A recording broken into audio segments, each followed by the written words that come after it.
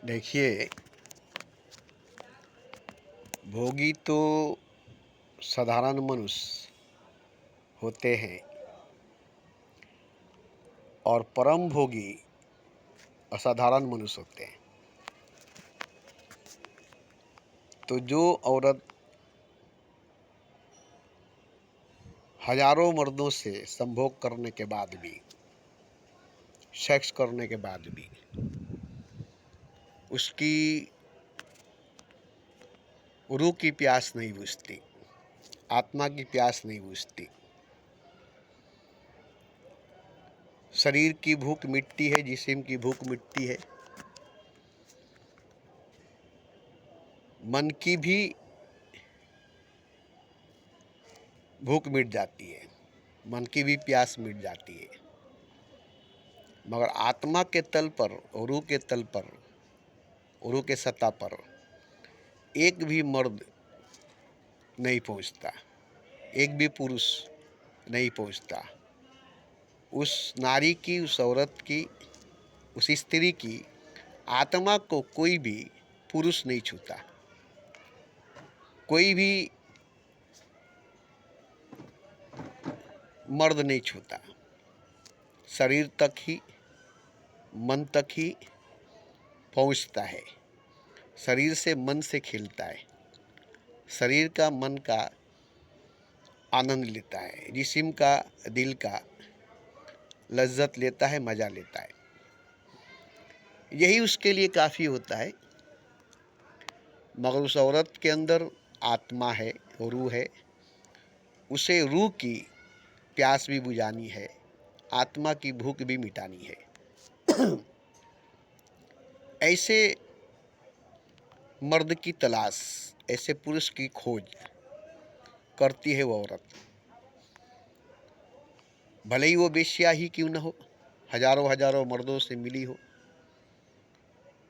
फिर भी उसकी आत्मा में, रूह में एक तलाश रहती है, एक प्यास रहती है, जैसे अम्रपाली के अंदर थी और एक नगर बहू थी, उसके अंदर भी थी। लाखों मर्दों से सेक्स कराई, जना कराई, मीटिंग कराई।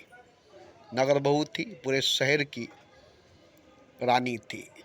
बड़े बड़े नवाब, बड़े बड़े राजा काफ़ी पैसा देते थे, काफ़ी धन देते थे, और रात भर के लिए, एक रात के लिए उसे खरीद लेते थे और रात भर उसके साथ सेक्स करते थे, जना करते थे, मीटिंग करते थे।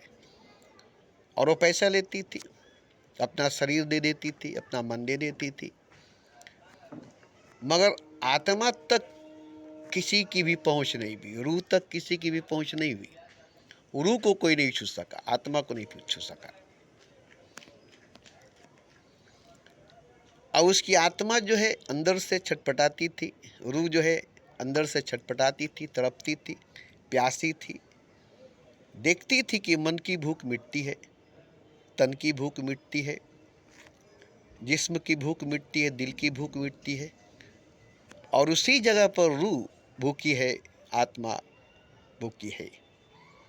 अब आप ही बताइए कि आपके घर में 3 व्यक्ति है और दोनों व्यक्तियों की भूख मिटती है, एक भूखे रह जाए। एक ही घर में, एक ही घर में 3 व्यक्ति है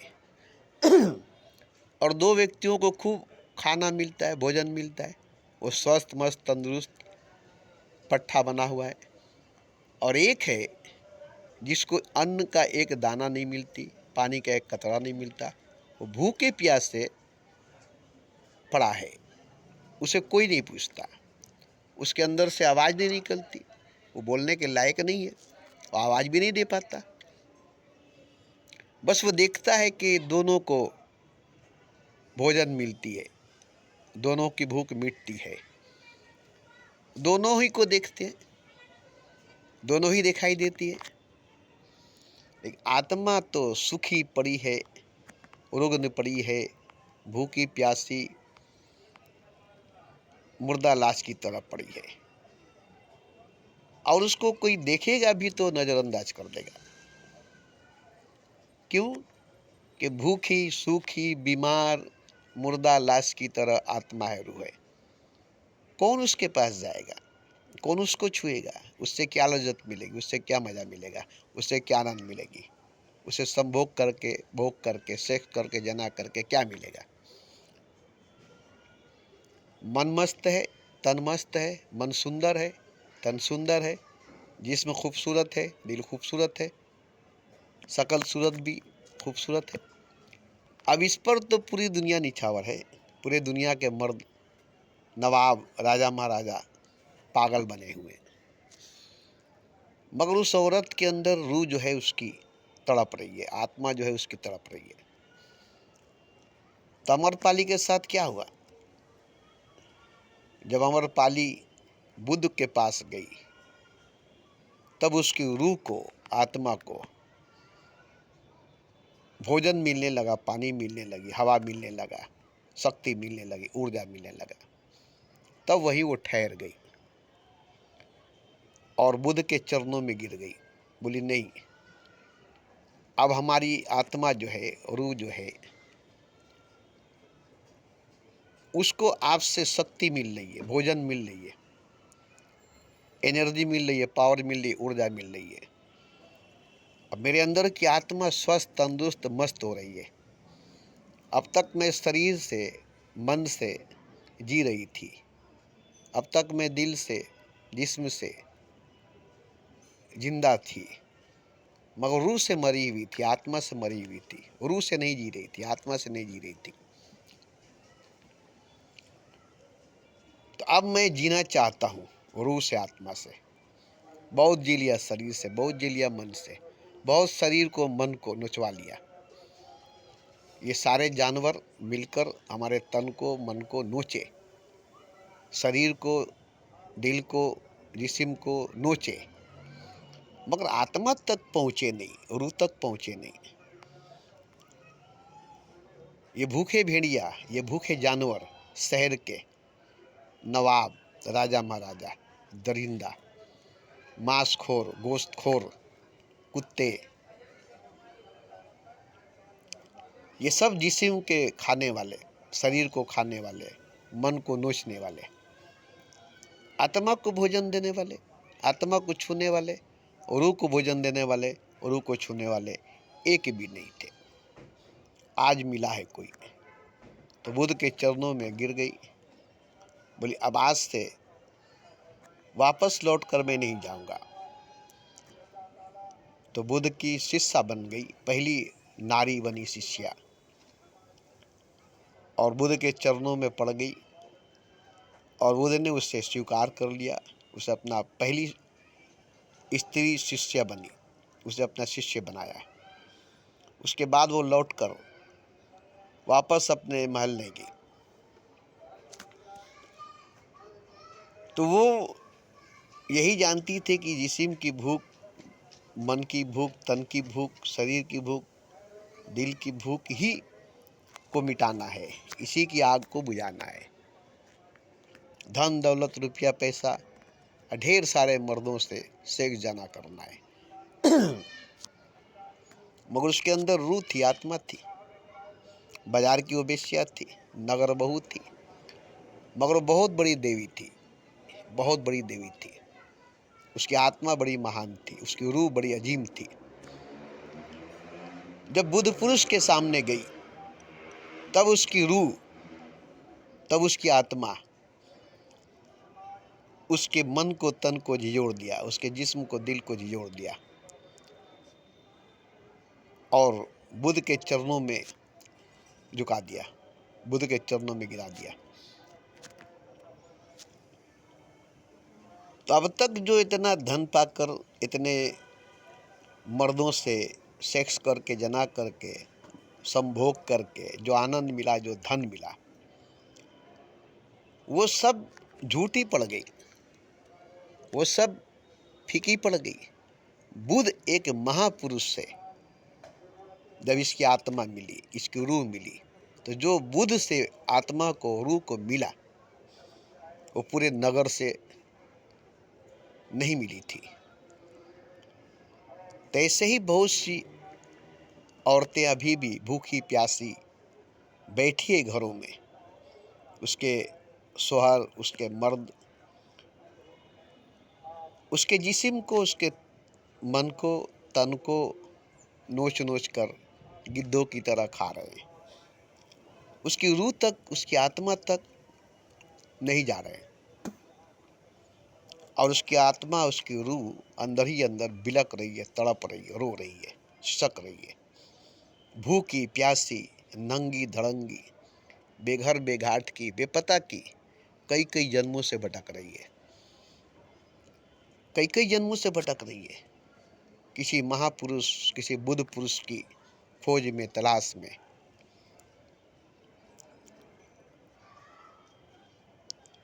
तो अगर उसे मिल गई, अगर उसे मिल गया, तो वो भी अपने पति को, अपने शौहर को लात मारेगी, छोड़ देगी, क्योंकि वो जानती है मेरा पति क्या है, मेरा शौहर क्या है, मेरे जिस्म को नोच नोच कर खा रहा है, मेरे मन को नोच नोच कर खा रहा है, वेश्या बनाकर अपना बिस्तर गर्म करने के लिए, अपनी हवस का शिकार बनाने के लिए हमसे शादी किया है, और हमें अपना पर्सनल वेश्या बना करके घर के अंदर बाजारू औरत की तरह जिस्म से खेलता है, मन से खेलता है, मगर रूह से नहीं मिलता, आत्मा से नहीं मिलता, रूह को नहीं छूता, आत्मा को नहीं छूता। क्यों? कि शौहर के पास है क्या? है मिजाजी खुदा। असली खुदा तो शौहर नहीं है, असली खुदा तो बुद्ध पुरुष है, असली खुदा तो परम पुरुष है, असली खुदा तो महापुरुष है, असली खुदा तो सतगुरु है। शौहर मिजाजी खुदा है, और मिजाजी खुदा शरीर का भूखा, जिस्म का भूखा, मन का भूखा, तन का भूखा, जवानी का भूखा, नफ्स परस्त, ख्वाहिश परस्त, इच्छाओं का गुलाम, मन का गुलाम, इंद्री का गुलाम, नफ्स का गुलाम। अब उस औरत की हालत एक बाजार की वेश्या के जैसी है। वो नहीं बोलती, अलग बात है, वो नहीं बोलती, अलग बात है, मगर उसकी हालत एक बाजारू वेश्या के जैसी है। वहाँ ढेर सारे मर्द आते हैं, और यहाँ एक ही मर्द है, एक ही मर्द बिस्तर पर लेटा करके उसके साथ सेक्स, जना, संभोग करता है। देखिए, ये नाजायज है, ये नाजायज है। धर्म, मजहब जो है नाजायज करवाता है। जबरदस्ती, जबरन पति पत्नी को मिलना पड़ेगा, जबरदस्ती जबरन बीवी बनी हो तो हमारे साथ सेक्स, जना, संभोग करना पड़ेगा, तब हम तुम्हें कपड़ा देंगे, खाना देंगे, जेवर देंगे, घूमने फिरने के लिए पैसा देंगे, तुम्हारा सारा मान सम्मान देंगे, और नहीं तो मारेंगे, पीटेंगे, खाना नहीं देंगे, कपड़ा नहीं देंगे, गुस्सा होगा तो आग लगाकर जलाकर मार देंगे। ऐसा होता है, ऐसा हुआ है। ये सुनी सुनाई बात नहीं है, देखी देखी बात है। कितने औरतें इसके शिकार हो गए। तो आज भी घरों में दुबक कर बैठी हुई है दुर्गा, अम्रपाली, जो किसी बुद्ध की तलाश में, किसी बुद्ध की खोज में, किसी बुद्ध के इंतजार में है, मगर डरती है। डरती इसलिए है कि उसे किसी बुद्ध पुरुष से सामना नहीं हुआ है, उसे किसी बुद्ध पुरुष का सामना नहीं हुआ है, क्योंकि बुद्ध पुरुष के सामना होते ही उसे तो भगवान मिल गया, खुदा मिल गया। अब वो क्यों डरेगी? अब वो क्यों डरेगी? अब वो सब लोक लाज छोड़ करके, कस्में वादे तोड़ करके, रस्मों रिवाजों छोड़ करके बुद्ध के चरणों में गिर जाएगी, और जीवन भर के लिए नहीं, बल्कि अनंत जीवन के लिए बुद्ध के हो जाएगी, क्योंकि बुद्ध ईश्वर है, खुदा है, मनुष्य नहीं है, इंसान नहीं है। पति परमेश्वर नहीं है, परमेश्वर कहा गया है, गुरु परमेश्वर है। भले ही गुरुपति नहीं है, भले ही सदगुरु पति नहीं है, मगर परमेश्वर जरूर है। तो जो पति परमेश्वर के नाम से है मगर परमेश्वर नहीं है,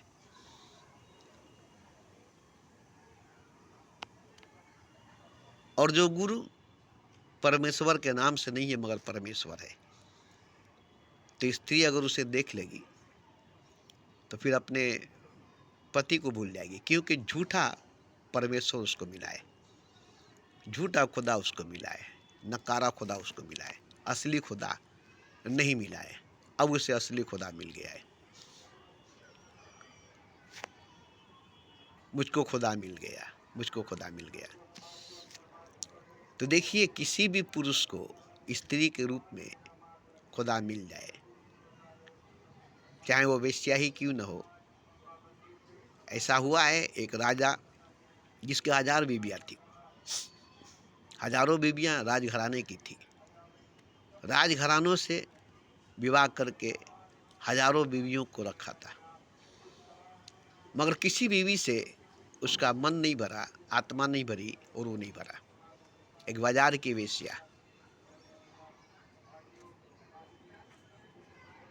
जिससे प्रेम हो गया, मोहब्बत हो गई, और उसके प्रेम में मोहब्बत में पागल हो गया, दीवाना हो गया। हालांकि वो बाजार की वेश्या थी। जब प्रेम हो गई, मोहब्बत हो गई, तो उससे वो विवाह कर लिया, शादी कर लिया और उसे महल में लाया।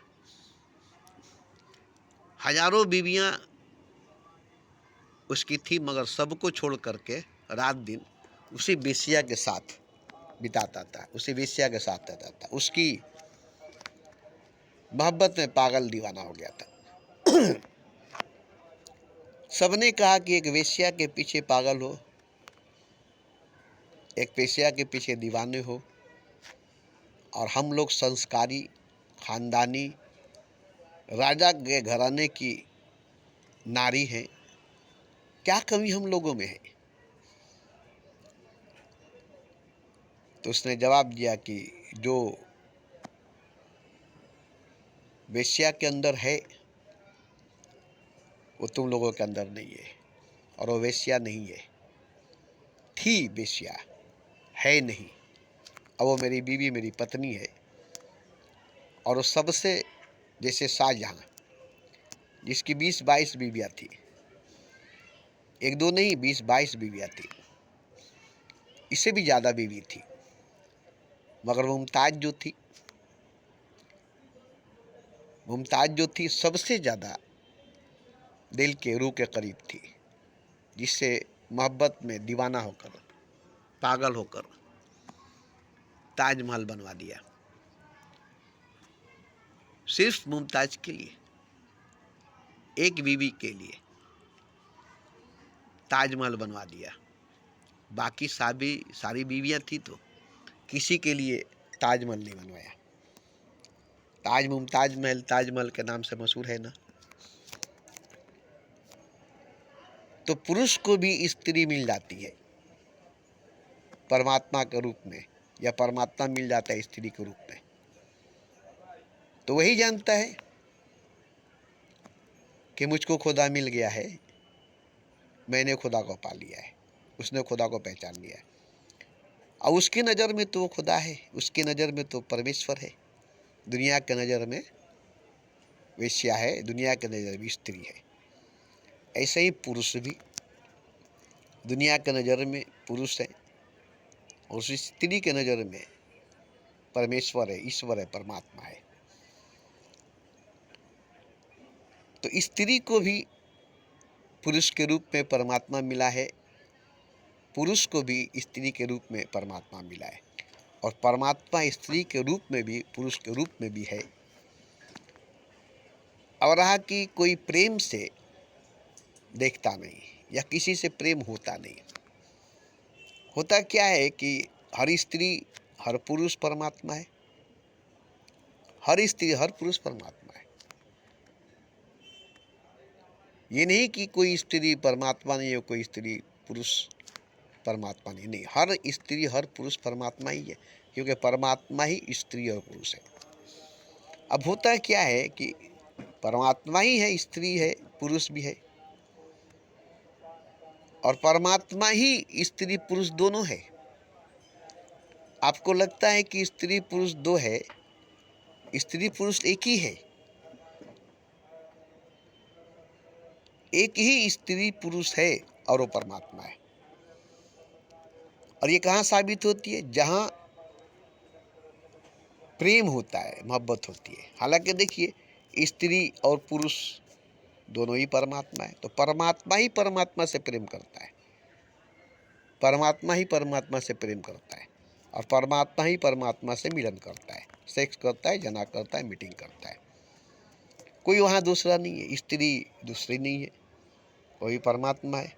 पुरुष दूसरा नहीं है, वो भी परमात्मा है।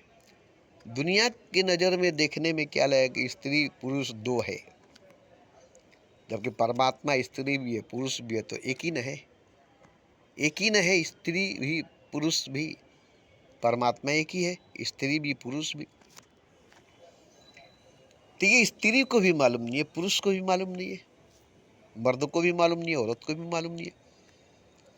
औरत समझती है कि खुदा कोई और है, मर्द समझता है कि ईश्वर कोई और है। इसीलिए औरत नमाज पढ़ती है, सजदा करती है, एक तरह के गैरुल्लाह की। हालांकि मुसलमान इसको मानने के लिए तैयार नहीं होगा। मुसलमान कहेगा कि हम लोग अल्लाह की इबादत करते हैं, लेकिन नहीं, गैरुल्लाह की इबादत हर मुसलमान करता है। क्यों गैरुल्लाह की इबादत करता है हर मुसलमान? इसलिए कि अल्लाह की इबादत, अल्लाह की सजदा कोई भी मुसलमान नहीं करता है। किसी भी मुसलमान का सजदा खुदा का नहीं होता, अल्लाह का नहीं होता। कोई भी मुसलमान खुदा का, अल्लाह का सजदा नहीं करता। हालांकि नाम खुदा का लेकर के सजदा करता है, अल्लाह का लेकर के सजदा करता है, सामने खुदा को हाजिर नाजिर समझ करके सजदा करता है। मगर सच में, रियल में इंसान ही खुदा है, मनुष्य ही भगवान है, मर्द ही खुदा है, औरत ही खुदा है। ये न मर्द जानता है, न औरत, ये न स्त्री जानती है, न पुरुष। क्योंकि प्रेम नहीं होता है, मोहब्बत नहीं होती है। क्योंकि मोहब्बत से ही जाना जाएगा, प्रेम से ही जाना जाएगा। कोई इल्म से, कोई अमल से, कोई धर्म, कोई कर्म से ईश्वर को, खुदा को नहीं पहचाना जाएगा, नहीं जाना जाएगा। और जैसे ही प्रेम होगा, जैसे ही इश्क होगी, जैसे ही मोहब्बत होगा, अब वो जो आज तक, अब तक एक मामूली इंसान लगता था, अब वो खुदा लगने लगा।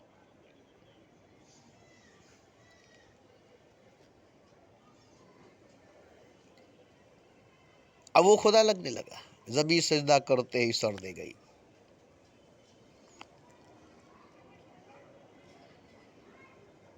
तो जो इंसान अच्छा नहीं लगता था, अब वो इंसान खुदा लगता है। जो मनुष्य अच्छा नहीं लगता था, वो मनुष्य खुदा लगता है। क्यों? मोहब्बत हो गई, प्रेम हो गया। अब वो चाहे वेश्या हो बाजार की, या शहर का बहुत बड़ा गुंडा हो, इससे कोई मतलब नहीं है।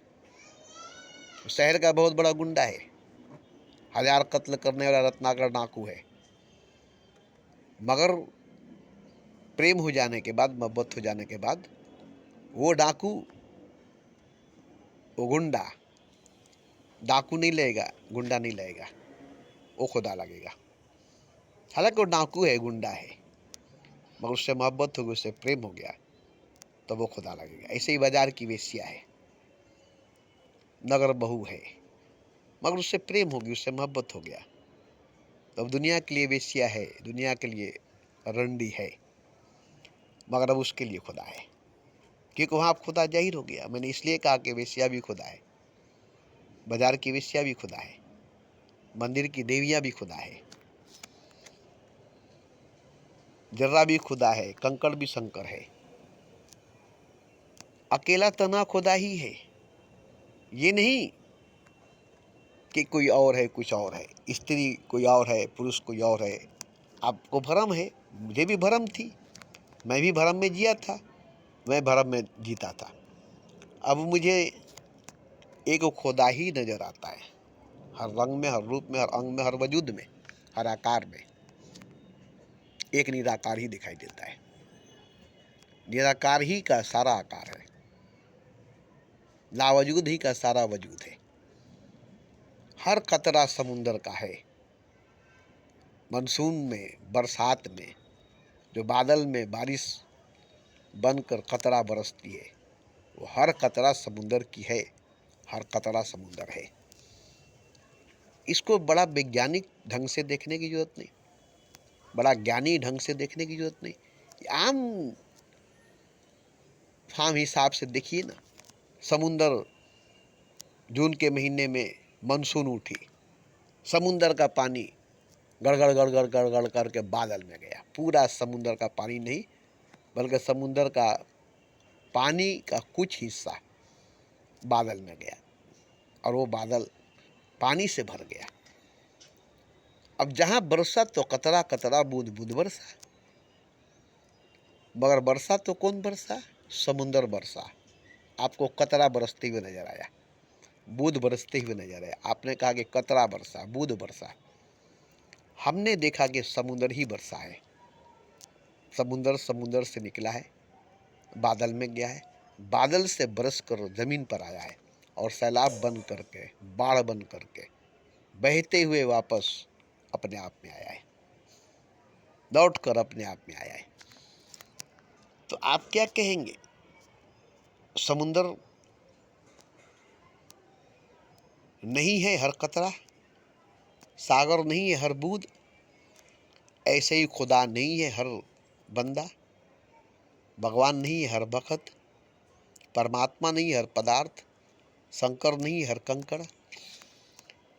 तो देखिए, मजहबी नज़र से देखेंगे, साइंसी निगाह से देखेंगे, या किसी ज्ञानी दृष्टि से देखेंगे, तो आपको एक ही अनेक रूप में दिखाई देगा, जिसको आप गिनेंगे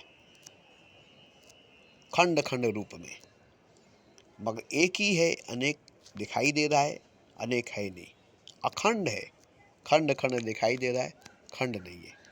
कैसे हम बता देते? एक बड़ा सा कॉपी ले लीजिए, एक बड़ा सा कॉपी ले लीजिए, कागज कॉपी, और उस एक कॉपी को पतला पतला बारीक बारीक करके काटते चले जाइए, झालर की तरह उसको बना दीजिए। अब उस पतले पतले सूते के मानिंद, सूते के बराबर जो कट कट के अलग हुई है, क्या वो एक कागज ही नहीं है? या इस तरह से ब्लैक बोर्ड पर एक चौक ले लीजिए, यहाँ बड़ी हंसी आती है। ब्लैक बोर्ड पर एक चौक ले लीजिए, और चौक से लिखिए जुमले या गिनती, पूरे ब्लैक बोर्ड को भर दीजिए। आपने लिखा है जुमले, उसे पढ़ा जाएगा शब्दों में, लफ्ज़ों में। आपने लिखी है गिनती, हिसाब की है। हम कहेंगे कि अरे ये तो सिर्फ एक चौक ही है, जिसको आपने ब्लैक बोर्ड पर खर्च कर दिया है। इसको आप काट सकेंगे? आप कहेंगे नहीं, लफ्ज़ लिखे, अल्फाज लिखे हैं, इसको तुम पढ़ नहीं सकते हो। गिनती लिखे हैं, हिसाब किताब किए हैं, इसको समझ नहीं सकते हो। बोलेंगे ठीक है, हम चौक नहीं देंगे, अब आप लिख कर दिखाइए। कलम नहीं देंगे, रोशनाई नहीं देंगे, सफ़ेद कागज़ पर लिख कर दिखाइए। रंग नहीं देंगे, आर्ट पेपर पर तस्वीर बनाकर दिखाइए। तो आर्ट पेपर पर जो तस्वीर बनी है, जो तहरीर बनी है, जो सीन सिनहरी बनी है, वो आप दिखा रहे हैं। हम कह रहे हैं कि सिर्फ रंग है, बस रंग है बस, जिसको आपने ब्रश से उठाकर कॉपी पर रख दिया, आर्ट पेपर पर रख दिया, एक रूप दे दिया, एक रूप दे दिया, मगर है अभी भी वो रंग ही। हम उसे रंग ही कहेंगे, रूप नहीं, रंग। ऐसे ही हम उसे चौक ही कहेंगे, खरी बाटी ही कहेंगे, जो पूरे ब्लैक बोर्ड पर खींच दी गई है। आप हमें जाहिल कहेंगे, आप हमें अनपढ़ कहेंगे, मगर हम कहेंगे कि नहीं, आप जाहिल, आप अनपढ़ है। आपने चौक उठाया और ब्लैक बोर्ड पर लिखना शुरू कर दिया। हमने देखा कि चौक आपके हाथ में थी, जिसे आप घसीटते गए, खींचते गए लकीरें। यही हकीकत, यही सच है। मगर आप कहते कि नहीं, तुम जाहिल हो, अनपढ़ हो, गंवार हो, हमने लिखा है, हमने हिसाब किया है। तो इस तरह से आप खुदा को देख सकते हैं। बस खुदा ही है, शब्दों में, लफ्जों में, हिंदिशों में, गिनतियों में, गीता में, रामायण में, बाइबल में, कुरान में, मंदिर में, मस्जिद में, गिरजा में, गुरुद्वारे में, बाजार में, सब जगह पर एक खुदा ही मौजूद है। हर जगह, हर तरफ, हर वक्त खुदा ही मौजूद है। जाहिर शराब पीने दे मस्जिद में बैठकर, वरना वो जगह बता दे जहाँ पर खुदा नहीं। तो देखिए, आपको सुनकर बुरा लगेगा, ये जो घर घर में सेक्स जना मीटिंग हो रही है, आप समझते हैं कि इंसान करता है, या बाहर कुत्ते, बिल्ली, सुअर रोड पर, रास्ते पर सेक्स करते नजर आते हैं? आप समझते हैं कि जानवर करता है, या आप ही खुद पत्नी से करते हैं, या बाजार की वेश्या से करते हैं? तो आप समझते हैं कि मैं करता हूँ। जरा गौर कीजिए तो, ये सब खुदा खुद करता है, क्योंकि ये सब खुदा खुद है। पहचानिए खुदा को, जानिए खुदा को। आप तो मानते हैं खुदा है, जानते नहीं है खुदा क्या है, कौन है। मानते हैं खुदा है, और वो भी गलत मान्यता है। अर्श आजम पर बैठा है, सतलोक में बैठा है, सबसे दूर कहीं एक जगह बैठा है, पूरी कायनात को, पूरे ब्रह्मांड को नचा रहा है, चला रहा है। ऐसा कोई खुदा नहीं है, ऐसा खुदा ही नहीं है। और ऐसा अगर है तो खुदा ही नहीं है। खुदा तो कुत्ते, बिल्ली, सुअर, कंकड़, पत्थर, मच्छर, गोजर, सांप, बिच्छू, जानवर, इंसान, जिन्नात, शैतान तक भी खुदा ही है। राम ही भगवान नहीं है, रावण भी भगवान है, कृष्ण ही भगवान नहीं है, कंस भी भगवान है, मूसा ही खुदा नहीं है, फिरौन भी खुदा है। यूं ही खुदा ही दावा नहीं कर दिया, खुदा है तभी तो। अब रही कि खुदा के दो शकल है, एक स्त्री की, एक पुरुष की। बस शकल की लड़ाई है, एक सुंदर, एक कुरूप। राम सुंदर रूप में है, रावण कुरूप रूप में है, कंस कुरूप रूप में है, कृष्ण सुंदर रूप में है। मैंने कई बार कहा है कि खुदा दो रूप में है, एक काला रूप में, एक गोरा रूप में। एक भयानक, खतरनाक, डरावना रूप में, एक सुंदर, हसीन, खूबसूरत रूप में। राम, कृष्ण, नानक, मोहम्मद, बुद्ध, कबीर, महावीर, ये सुंदर रूप में है। कंस, रावण, फिरौन, नमरूद, सद्दाद, अब्राहा, सिकंदर, जालिम बादशाह के रूप में और रहीम बादशाह के रूप में खुदा ही है। आप नहीं पहचानते उसको अलग बात है। जालिम बादशाह भी खुदा है, और रहीम बादशाह भी खुदा है। राम जैसा बादशाह भी खुदा है, रावण जैसा राजा भी खुदा है, कृष्ण जैसा बादशाह भी खुदा है, कंस जैसा बादशाह भी खुदा है। दोनों ही खुदा है। ये नहीं कि वो खुदा नहीं, ये खुदा नहीं। रात भी काली, रात भी अंधकार भी, और दिन की उजली प्रकाश भी एक ही है। ये जिस दिन आपको एक दिखाई देने लगेगा, दिन और रात एक दिखाई देने लगे, एक ही सिक्के के दो पहलू, दिन और रात मिलाकर एक दिन होता है। एक दिन, दिन और रात मिलाकर होता है। हालांकि दिन और रात होता ही नहीं है, ये तो जगह की, स्पेस की वजह से है, टाइम और स्पेस की वजह से। क्योंकि देखिए, कहीं तो दिन ही दिन है, रात ही नहीं है। इसी दुनिया में, इसी ज़मीन पर 24 घंटा, कभी वहाँ रात हुई नहीं, कभी सूरज डूबी नहीं, तो क्या कहिएगा।